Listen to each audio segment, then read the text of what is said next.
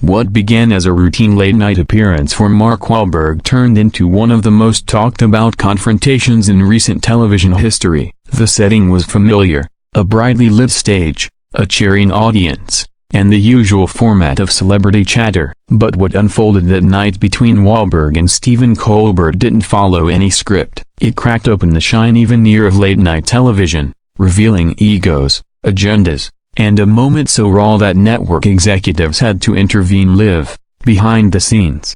Mark Wahlberg wasn't there to cause drama. He came to promote his latest film, a project close to his heart that tied back to his working-class Boston roots. With his signature mix of charm and grit, he walked onto the Late Show set, greeted Colbert, and settled into the chair millions of viewers associate with laughter and light banter. At first, things were textbook: a few jokes, a compliment about Wahlberg's discipline, some nods to his 4:30 a.m. workouts. Then Colbert tried to land a joke. "So Mark, I hear you wake up at 4:30 every morning to work out," he said with a smirk. "Come on, nobody needs to do that unless they're milking cows or delivering newspapers." Wahlberg's answer was calm but direct: "Discipline's how I got here.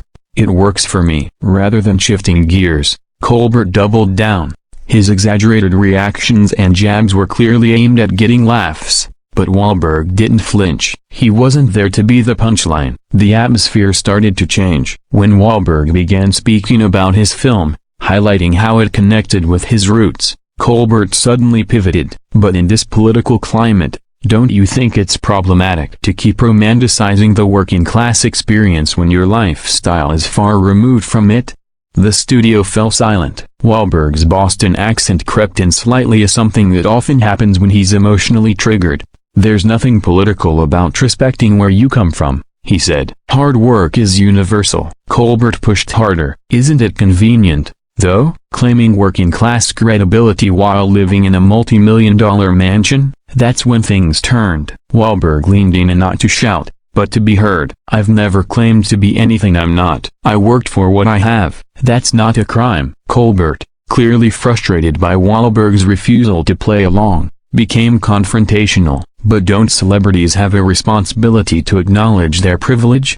"I think they have a responsibility to be honest," Wahlberg shot back. "If you wanted a debate, book a politician." The audience was no longer laughing. The exchange had veered so far from the typical promotional segment that you could feel the tension through the screen. And then, just as Colbert opened his mouth to respond again, the show abruptly cut to commercial earlier than scheduled. When the show returned, Wahlberg was gone. No explanation, no second segment, just Colbert, smiling as if nothing had happened. But something had happened. Something that viewers sensed and insiders couldn't stop talking about. Social media lit up. Fans speculated. Journalists began digging. What followed was a series of revelations from staffers and audience members that painted a very different picture of what happened behind the curtain. According to multiple sources present that night, the off-camera confrontation was even more intense. The moment the cameras stopped, Colbert reportedly stood up, ripped off his mic, and stormed toward Wahlberg. "This is my show. You don't get to come on here and tell me how to run it." Wahlberg stayed calm, seated, towering over Colbert only when he finally rose to respond. "I came here to promote a film and not to be ambushed. Where I come from, you treat guests with respect." The exchange was sharp, and for the first time, Colbert seemed out of his depth. Staff members later said they'd never seen him so visibly rattled. When producers tried to intervene, Colbert issued an ultimatum: "Either he goes, or I go." A moment of stunned silence followed. Then, the decision came down. Wahlberg would not return for the remainder of the show. Security approached him, but Wahlberg simply said, "No need, I know my way out." Before leaving, he turned to Colbert one last time. "I play characters for a living, but I've always been myself when the cameras stop rolling. Can you say the same?" Backstage, Colbert reportedly exploded at his staff, who vetted him. Did anyone check his talking points? A young producer, hesitant but honest, reminded Colbert that Wahlberg had been booked for a standard film promo. "We gave him the usual questions. He wasn't expecting a political debate." "Standard doesn't mean softball," Colbert snapped. "We challenge people." Funny how that standard only applies to certain guests. Someone whispered nearby. The next guest, an up-and-coming actress, nervously clutched her note cards. "Is everything okay?" she asked. "Just a slight change of plans," a staffer replied. But the plans had changed far more drastically than anyone admitted. Before leaving the building, Wahlberg made one last attempt to settle things. He knocked on Colbert's dressing room door. "Man to man," he said. "Let's clear the air." Colbert didn't answer immediately. It was his executive producer who spoke through the door. "Mr. Colbert isn't available." "I wasn't asking you," Wahlberg replied. Eventually, Colbert opened the door. Wahlberg stepped in. "What happened out there?" "I gave 2 years to this film. I came to share it with your audience, not to be made into a spectacle." Colbert's arms were crossed. "My show isn't just for promotion. We ask real questions." "You didn't ask real questions," Wahlberg countered. "You tried to score points. You turned a conversation into a confrontation. That's not journalism. That's theater." Colbert moved behind his desk. An unconscious power move. "My audience expects this." "No,"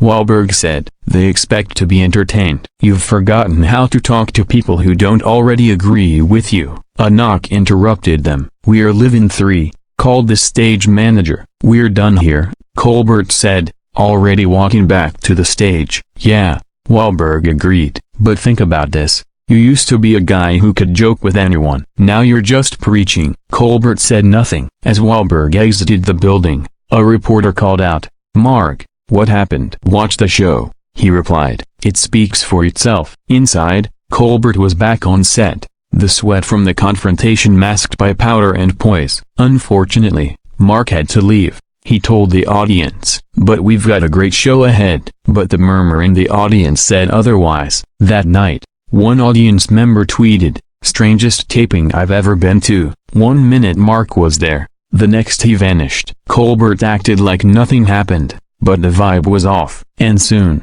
the full story leaked. Staffers talked. Audience members filled in the blanks. By morning, the entertainment world was buzzing. A simple interview had become a cultural flashpoint, not just about politics or celebrity, but about authenticity. Mark Wahlberg didn't play the game. He didn't laugh at himself when the joke wasn't funny. And Stephen Colbert, for all his experience, wasn't ready for that. What happened that night on The Late Show wasn't just a clash of personalities. It was a mirror reflecting how tightly scripted late-night TV has become, and what happens when someone refuses to follow the script. And the question still echoes, when the cameras stop rolling, who's really being authentic? Drop your thoughts in the comments below, and if you've ever caught a crack in the late-night facade, let us know. This has been StarTalk Diaries.